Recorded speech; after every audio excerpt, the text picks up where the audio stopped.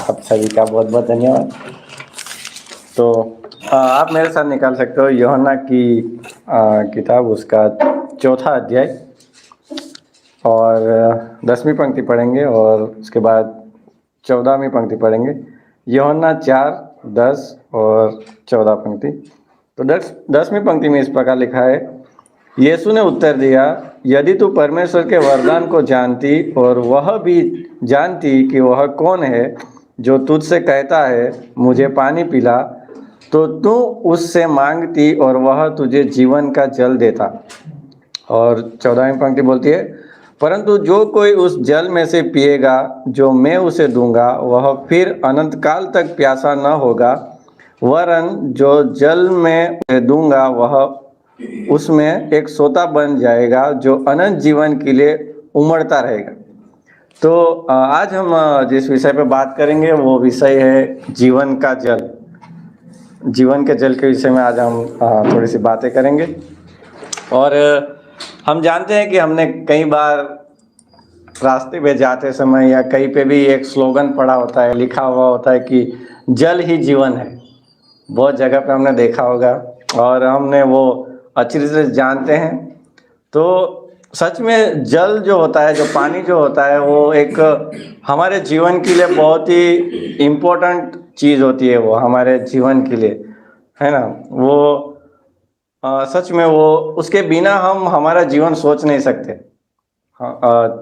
और हम देखते हैं कि चाहे वो कोई भी जीव क्यों ना हो इस पृथ्वी के ऊपर, उनको सभी को उस पानी की ज़रूरत होती है। चाहे वो मनुष्य हो, चाहे वो जानवर हो, चाहे वो पेड़ पौधे हो, सभी को पानी की ज़रूरत होती है। और वो हम अच्छी रीति से जानते हैं कि हम सोच भी नहीं सकते कि पानी के बगैर हमारा जीवन कैसा होगा।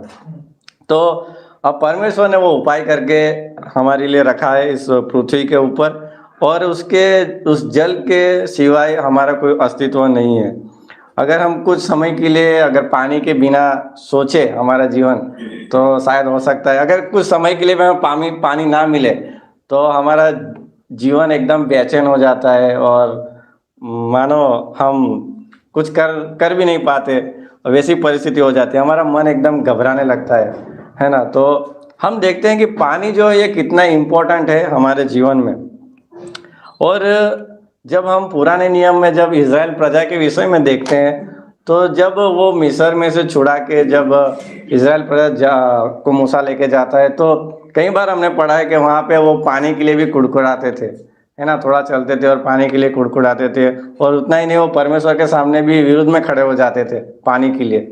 लेकिन वहाँ पे हम देखते हैं कि परमेश्वर कितना प्रेमी है, कितना भला है। उनके कुड़कुड़ाने के ऊपर ध्यान नहीं देता, लेकिन उनकी ज़रूरतों के ऊपर ध्यान देता है, और वो चट्टान में से भी उनको पानी पिलाता है। और जब आगे हम देखते हैं तो वहाँ पे भी हम देखते हैं कि जो कड़वा पानी होता है उसको भी वो परमेश्वर मीठा करके उनके लिए उपाय करके देता है। तो हम ये सोच सकते हैं कि ये एक शारीरिक जीवन के विषय में आप देखते हैं ये कि शारीरिक जीवन में भी हमें ये पानी की कितनी आवश्यकता है, एक जल की कितनी कीमत है हमारे जीवन में, तो वो हम देखने पाते हैं। तो जरा सोचिए कि हमारे ये शारीरिक जीवन के लिए ये पानी इतना कीमती है, तो हम हमारे आत्मिक जीवन के लिए भी एक जीवन का जल परमेश्वर ने उपाय करके रखा है हमारे लिए, तो वो भी कितना आवश्यक होगा। तो हम जानते हैं कि एक सभी मनुष्य के पास एक शारीरिक जीवन है और उसके साथ एक आत्मिक जीवन भी जुड़ा हुआ है। और हम जानते हैं कि वो आत्मिक जीवन के ऊपर ज़्यादातर लोग फोकस नहीं करते, उस पर ध्यान नहीं देते कि उसकी ज़रूरत क्या है, वो महसूस नहीं करते। ज़्यादातर लोग शारीरिक जीवन के ऊपर ही ज़्यादा मेहनत करते हैं, उसको बढ़ाने के लिए कोशिश करते हैं, मेहनत करते हैं। लेकिन इस पृथ्वी पे सभी मनुष्य के पास शारीरिक जीवन भी है और उसके साथ आत्मिक जीवन भी है। तो हमने देखा कि शारीरिक जीवन के लिए एक जल, एक पानी कितना इम्पोर्टेंट है, कितना कीमती है। वैसे ही हम आज आत्मिक जीवन के विषय में भी सोचेंगे, उसकी ज़रूरत के विषय में भी देखेंगे कि एक आत्मिक जीवन भी है, उसके लिए भी एक पानी की ज़रूरत है। और जैसे हमने यहाँ वचन में पढ़ा कि वहाँ पे लिखा है कि प्रभु यीशु मसीह एक सांवरी स्त्री से बातें करता है, और वहाँ पे प्रभु यीशु मसीह उसे कहता है कि मैं जो पानी देता हूँ और वो पिएगा तो वो कभी भी प्यासा ना होगा। परमेश्वर यहाँ पे एक आत्मिक जीवन की बातें कर रहा है। और हम अच्छी रीति से जानते हैं कि जब आदम ने पाप किया तब से जो आत्मिक जीवन की जो आत्मिक जीवन था वो खत्म हो चुका था, और तब से आज भी हम देखते हैं कि वो पाप का प्रभाव है, और उसके कारण हमारा जो आत्मिक जीवन था वो सूख चुका था। जो परमेश्वर का जो जीवन था वो पाप की वजह से अलग हो चुका था, और वो हमारा जो आत्मिक जीवन था वो सूख चुका था। और आज भी ऐसे कई लोग हैं जिनका आत्मिक जीवन सूखा हुआ है, जिनके पास उनको एक जीवन के जल की ज़रूरत है। और हम अच्छी से जानते हैं कि जीवन का जल वो प्रभु यीशु मसीह है ना। जब हमने वचन में पढ़ा, वहाँ पे लिखा है, वहाँ पे 10वीं पंक्ति में लिखा है कि वहाँ पे लिखा है कि यह तू जानती कि तुझसे कौन बात कर रहा है, कौन पानी मांग रहा है। तो उसमें लिखा है कि और वह तुझे जीवन का जल देगा, है ना। प्रभु यीशु के मसीह के पास जीवन का जल है, और वो हमारे आत्मिक जीवन को बढ़ाने के लिए बहुत उपयोगी है। तो एक एग्जाम्पल हम देखते हैं कि एक अच्छी भूमि है, अच्छी ज़मीन है, उपजाऊ है, और उस पे किसान अच्छी से तैयारी करता है, और जब तैयारी करता है वो अच्छे से अच्छे बीज लेके वहाँ पे बोता है, और उसके बाद वो ऐसे ही छोड़ के चला नहीं जाता, है ना। ऐसे भी छोड़ के भी चला जाएगा तो भी वो बीज निकलेंगे, थोड़े समय के लिए निकलेंगे, लेकिन जब तक उसको पानी नहीं मिलेगा तब तक वो बढ़ेंगे नहीं, तब तक वो फलवंत होएंगे नहीं। तो वैसे ही हम देखते हैं कि बाइबल के अनुसार कि जो ज़मीन जो होती है वो हमारे मन को दर्शाती है, और जो बीज है वो परमेश्वर का वचन है, और जो पानी है वो हम जानते हैं कि पवित्र आत्मा का चित्र है, या हम वचन के अनुसार प्रभु यीशु मसीह का भी एक चित्र है। तो ये सारी जो बातें हैं, ज़मीन और पानी और बीज, ये सारे एक पहलू है, एक दूसरे के साथ जुड़े हुए हैं। जब तक ये तीनों एक साथ नहीं होते तब तक यहाँ पर हमें वो फलवंत बीज नहीं देख पाते। और वैसे ही जब वो तीनों एक साथ कार्य करते हैं तब हमें जाके वो फलवंत ये फल हमको देखने को मिलते हैं। तो इसलिए हमारे आत्मिक जीवन में भी परमेश्वर का वचन होना चाहिए, और परमेश्वर का जो जीवन का जल है जो प्रभु यीशु मसीह है वो भी एक साथ होना चाहिए, तब हमारे जीवन, हमारा जो अविश्वासी का जीवन होता है वो फलवंत हो सकता है।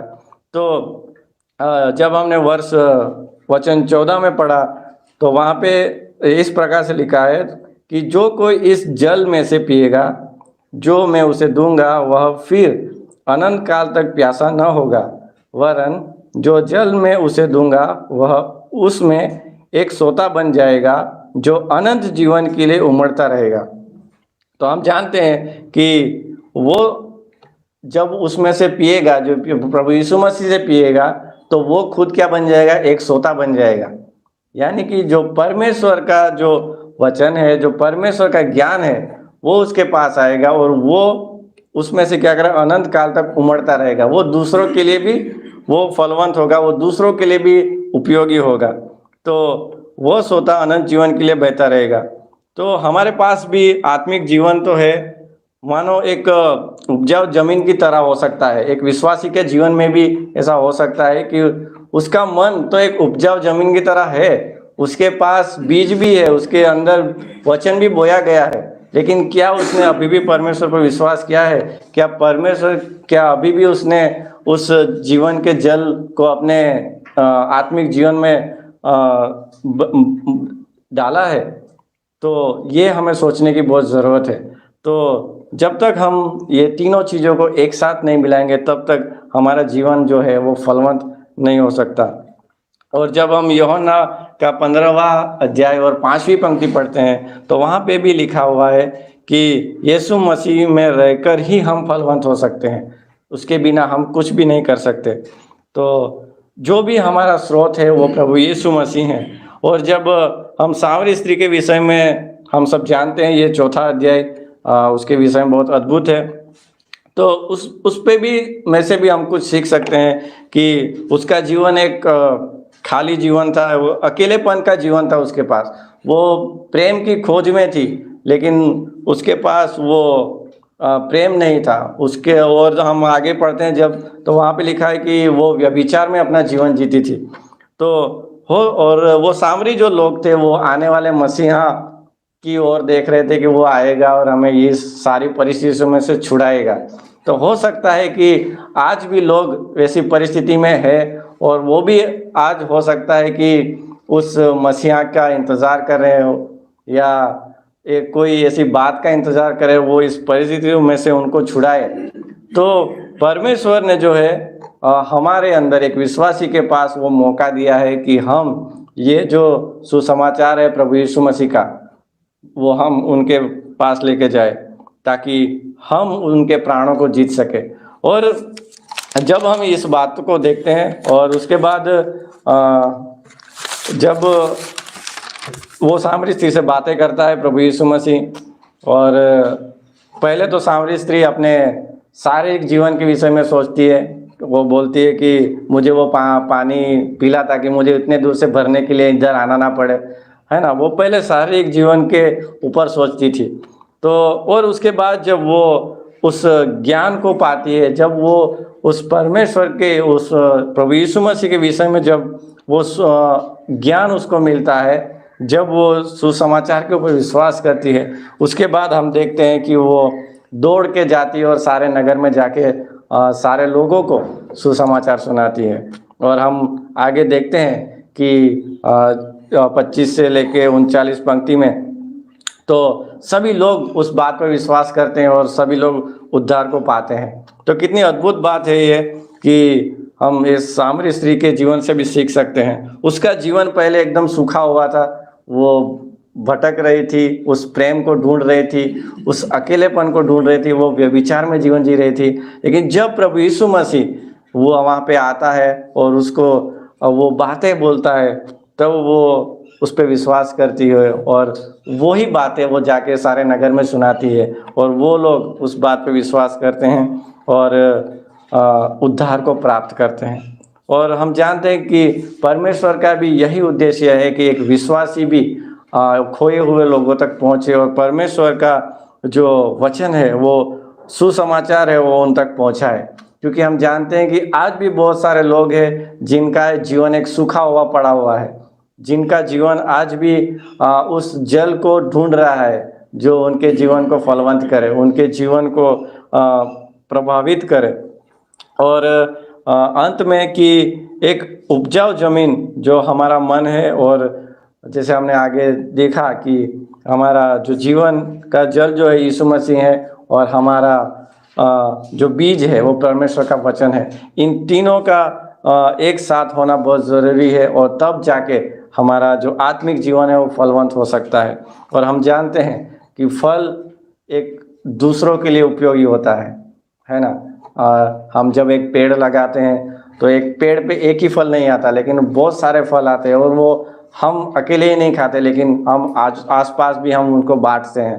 तो वो वैसे ही हमारा आत्मिक जीवन है, हमको प्रभु यीशु मसीह मिला है और हम उस पर विश्वास करते हैं और हमारा जीवन फलवंत हो चुका है। तो क्यों ना हमारा जो फल है, जो प्रभु यीशु मसीह है, वो हम एक दूसरे को बांटे। तो आज भी कई विश्वासियों का जीवन ऐसा हो सकता है जो उपजाऊ जमीन की तरह तो है, उनके अंदर वचन भी है, बीज भी है, लेकिन क्या उन्होंने अभी भी उस जल को अपने अंदर आने दिया है, उस परमेश्वर प्रभु यीशु मसीह को अंदर आने दिया है? तो उनके लिए भी हमें प्रार्थना करना चाहिए, और जो खोए हुए लोग हैं उनके लिए भी प्रार्थना करना चाहिए, ताकि वो जीवन का जल जो प्रभु यीशु मसीह है उनको वो पा सके और आगे चल के वो फलवंत हो सके और परमेश्वर के राज्य के लिए कार्य कर सके। तो इस वचन के द्वारा परमेश्वर आप सभी को आशीषित करे। तो आइए प्रार्थना करते हैं। धन्यवाद करते हैं पिता परमेश्वर, आपकी महिमा करते हैं, और हम प्रार्थना करते हैं आपके वचन के लिए प्रभु, इस वचन को समझने के लिए और उस पर कार्य करने के लिए प्रभु सहायता करना। पिता परमेश्वर, आगे के संदेश को भी आपके हाथ में सौंपते हैं, दास को भी आपके हाथ में सौंपते हैं। प्रार्थना प्रभु यीशु मसीह के नाम से मांगते हैं, आमीन।